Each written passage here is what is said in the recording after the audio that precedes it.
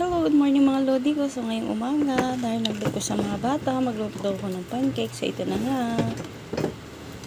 Magawa na ako ngayon ng pangluto kong pancake. Inaano ko lang siya, minimekos-mekos ko muna kayo. Para mawala yung buo-buo ng mga harina. Ihalo ko na pala dyan yung mga ingredients. Hindi ko na nabidyohan.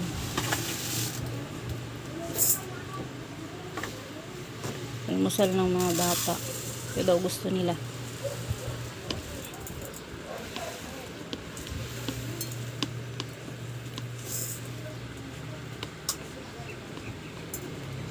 Para madurog yung yung mga harinang buo-buo.